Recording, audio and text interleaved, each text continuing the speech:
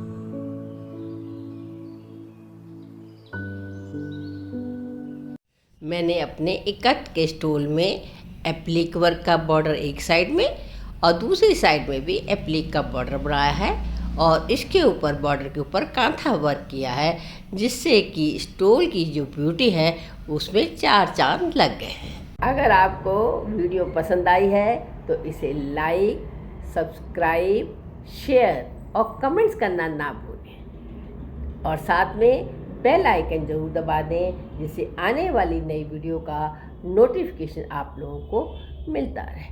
Thanks for watching.